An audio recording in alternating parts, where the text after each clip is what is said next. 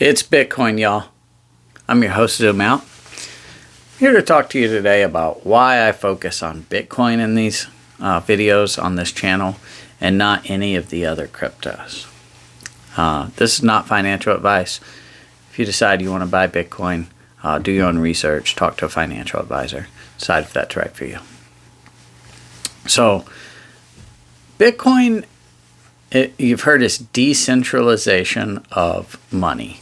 And all that means is that it's not controlled by any individual or any group of individuals. The monetary policy itself, which is how many will be created, how they are released, and how often, are set in place and cannot be changed. So that's what it means by decentralized. It's more complicated than that on how it is decentralized, but the idea of decentralization is such that no group of people can choose to change it so that it's to their advantage.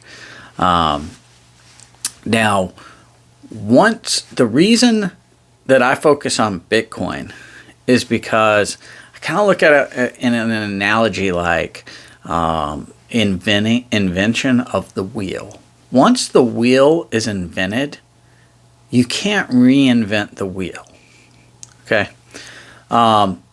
You can invent an axle that holds two wheels on it, and then you can invent a means of attaching a place to sit on top of two axles with four wheels that are connected together, and then have it drawn by a horse, or you could invent an engine that improves the efficiency of the wheel and the way you use it.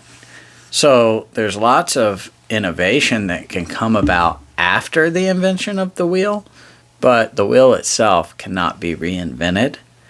And that's how I look at Bitcoin. Quick term, there's a term called a Bitcoin maximalist. And so a Bitcoin maximalist believes that all of the other cryptocurrencies out there, something like 18,000, but all of them will fail, and Bitcoin will be the only one left sometime in the future. Personally, I am not a Bitcoin maximalist. I believe that when it comes to decentralizing money and creating a monetary policy, that Bitcoin has it right. And I believe that any other attempt at that, which there are a lot of cryptocurrencies out there that do attempt that, will eventually fail and flow back into Bitcoin. That's my personal opinion.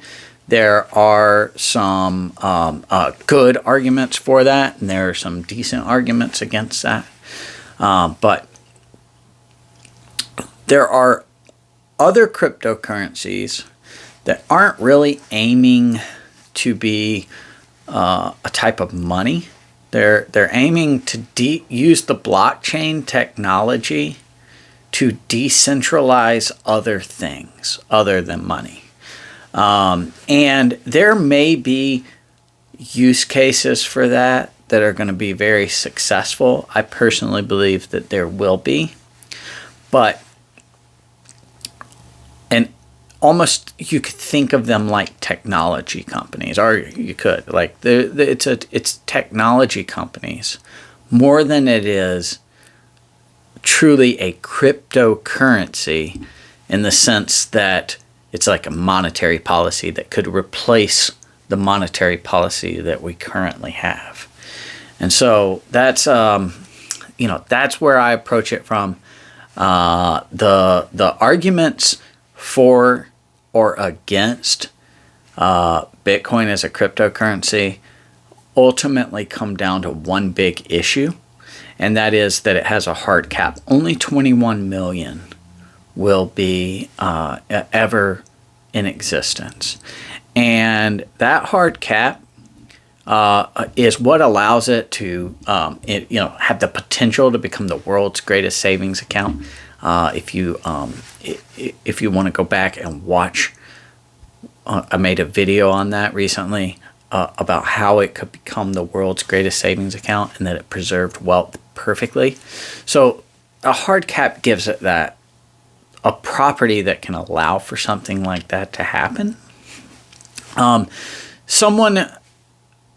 The current system that we live under is an inflationary monetary policy. So more money is created, and it's essentially like goes to infinity, right? There's no ending in sight to it. There's certainly no set rule on how much will be created.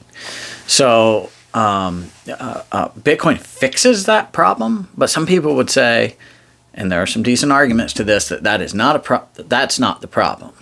And so, having an inflationary money, it could be a good thing if we did it in a way that allowed growth without allowing humans to change the way it's done. So still decentralize it.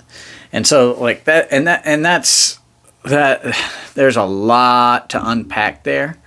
And we'll do that over time on this show, or on this channel. But I personally believe that the hard cap is the way to go. I think that there are more positives there than negatives, and that it is going to do more good for the world to head in that direction than having an inflationary policy.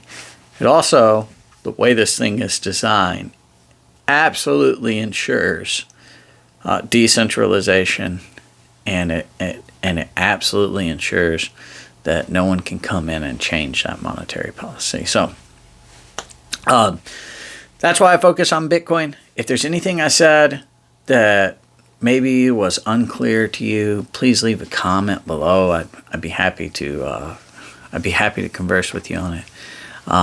Thank you for listening today. The next video I do, I'm going to talk a little bit about dollar cost averaging. I'll relate it to Bitcoin, but I just want to talk about the concept itself and how it can be used as a really useful investment tool.